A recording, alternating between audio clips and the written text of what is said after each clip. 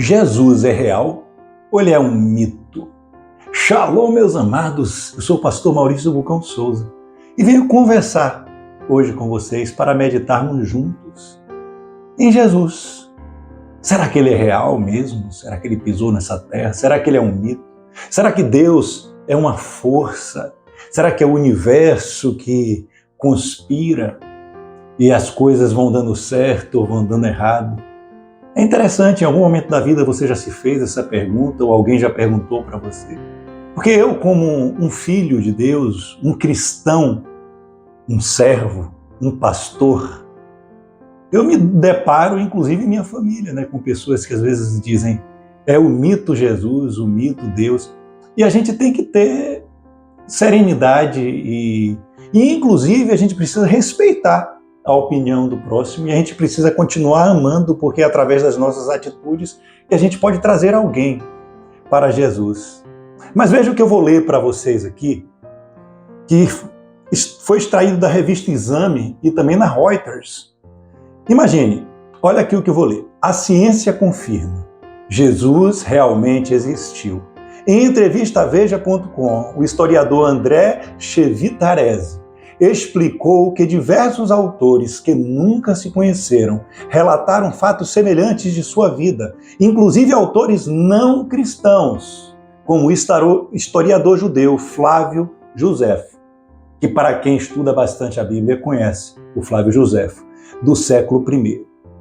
Eu queria dizer que o Talmud babilônico também fala de Jesus e muitos outros. A gente fala muito de Pitágoras. A Pitágoras é um exemplo, tem o teorema de Pitágoras. Não há nenhuma prova que Pitágoras existiu.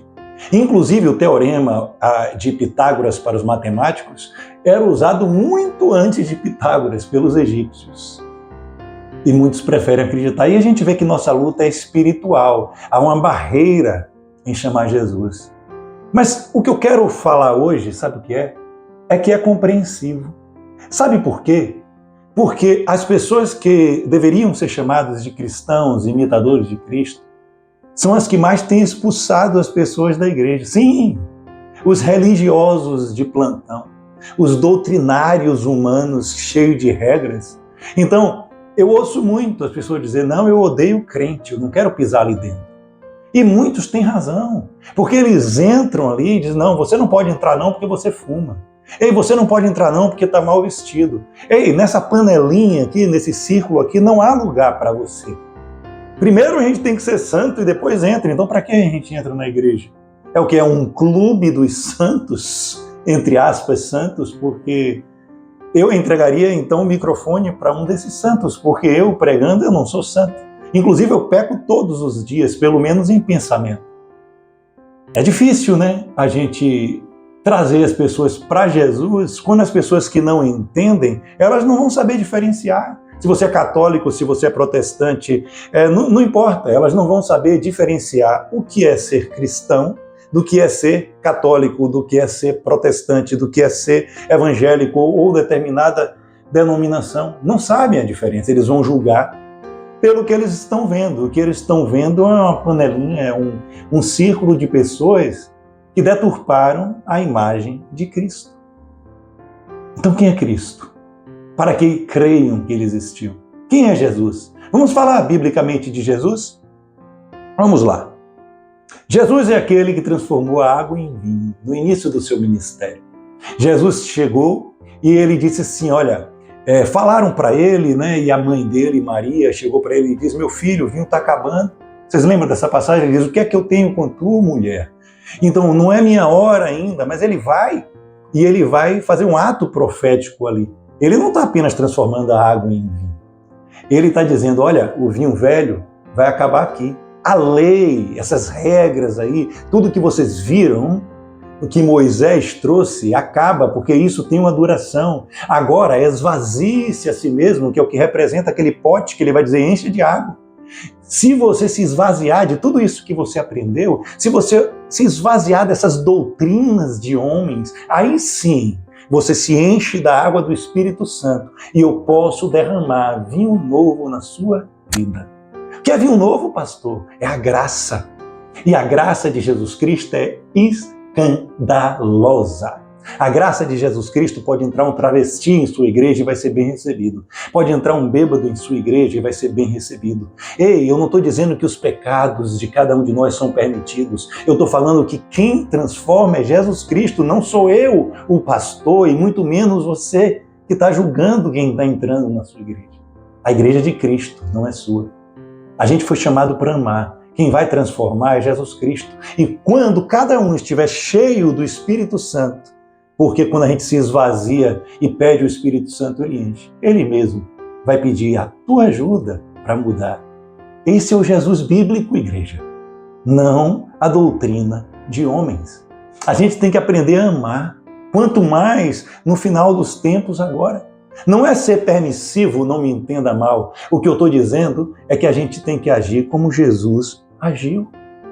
Se a gente está falando do crente, estou falando que crê em Jesus, tá? Pode ser católico, pode ser evangélico, não importa, que não quero entrar em placas religiosas. Se a gente está falando de uma pessoa madura na fé, se você for me exortar com o pecado meu, você pode chegar duro, porque eu conheço a palavra de Jesus. Mas um pecador, uma pessoa que não entende a palavra de Jesus, a gente tem que chegar mais manso.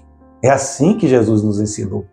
Jesus é aquele que ele viu uma adúltera sair da casa de uma pessoa e as pessoas não queriam apedrejar o homem, somente a mulher. E Jesus não perguntou a religião dela. Jesus não saiu apontando, aquela ali não entra na igreja não, cuidado, viu? Ela é adúltera, viu? Não, ele chegou lá, ele disse, aquele que não tiver pecados que atire a primeira pedra, mas a gente é mestre, gente, em apontar o pecado dos outros. Né? A gente olha o cisco nos olhos do irmão, mas não vê a trave nos nossos olhos. Ela é adúltera, e você não mentiu ontem? Ela é adúltera, e você não estava fumando? Ela é adúltera, mas e você não estava pensando bobagens? Ela é adúltera, mas e você não estava com falta de fé? Para Deus esse é o pior dos pecados. E agora, gente? Então as pedras a gente foi jogando no chão, e cada um foi jogando no chão, e Jesus perguntou, cadê seus acusadores? Porque eu estou aqui como seu advogado. Ela falou, eu não tenho, então você não precisa de advogado. Eu também não vou te acusar, está perdoada, minha filha. Pode ir, e não peques mais, porque senão danos maior virá sobre sua vida, claro, porque agora ela já entende. Quando tem o conhecimento, o peso do pecado agora será maior, mas no arrependimento Jesus está ali, novamente, para nos perdoar. Esse é o Jesus bíblico. Eu podia contar várias, né? O cego, filho de Timeu, o aleijado do poço ali que esperava a água movimentar, né? De Siloé. Mas, gente, ele vai culminar isso aqui com aquela história do bom samaritano. O rapaz está caído no chão como morto. Aí passa primeiro o sacerdote que está representando a religião, e a religião não pode salvar, por isso que ele passa direto. A religião não vai salvar você. Ei, esses costumes religiosos, olha, eu preciso comer isso, eu não posso guardar tal dia, eu não posso fazer isso, isso não salva ninguém. Aí depois vem um levita, vai representar a lei. A lei também não vai salvar você. Aí vem passando a graça escandalosa. É aquele samaritano, aquela pessoa de fora que passou ali, o próprio Jesus Cristo, que veio da ordem de Melquisedeque, ele nem seguiu o padrão de Arão, ele veio lá, ele cuidou das nossas feridas, ele passou óleos nas nossas feridas, ele levou a gente, deixou aos cuidados simbolicamente do Espírito Santo, e ele disse assim, cuida dele aí, porque eu voltarei. E ele pagou o preço para a gente ser livre, e agora a gente ser o bom samaritano. Agora a gente está no lugar de Jesus, imitador dele. E quando a gente vê alguém semi-morto ali, quando você vê uma prostituta, quando você vê a pessoa que está totalmente fora do padrão, quando você vê a pessoa escarnecendo de Jesus, você ainda se enche de íntima compaixão e vai ter com ela, vai chegar nela e vai dizer, eu cuido de você. E agora, você vai ser o próximo imitador de Jesus. Será que a gente está vivendo como igreja dessa forma? Ou será que a gente é mais um apontando o dedo? Ah, se você dizima, se você oferta, se você se veste bem, você entra no nosso círculo. Se você não faz parte disso, se você ouve música secular, se você faz qualquer outra coisa, se você usa bebida alcoólica, se você usa batom, se você usa tal maneira, de tal jeito, se você não se comporta do jeito que a gente quer, você não é bem-vindo no nosso círculo. É isso? É ser imitador de Jesus? Não é não. Então eu vou responder. Jesus é um mito ou é verdadeiro? Jesus é real. Jesus, ele veio à Terra. Jesus, ele veio à Terra porque a gente não conseguiria mais entender o amor de Deus por meio de uma letra. Então a letra, o verbo, a palavra, se fez carne e habitou entre nós. O Deus imenso se diminuiu, esvaziou-se de si mesmo e agora a gente pode abraçá-lo, a gente pode conviver com ele. Ele passou pelas mesmas provações, pelas mesmas tentações e ele não caiu em nenhuma, mas ele entende o que a gente está passando e advoga junto ao Pai por aqueles que o recebem. Você recebeu Jesus ou você recebeu a religião? Pense nisso, esvazie-se de si mesmo, que ele vai te encher de vinho novo e do Espírito Santo. Que você seja cheia do Espírito Santo nesse dia e para todo sempre. O ano está acabando, amados. Fica com essa mensagem da graça escandalosa de Jesus. Que o amor de Deus Pai, a graça maravilhosa de nosso Senhor Jesus Cristo e as ricas consolações do Espírito Santo recaiam em sua vida hoje e para todo sempre, em nome de Jesus. Shalom, até a próxima palavra, em nome de Jesus.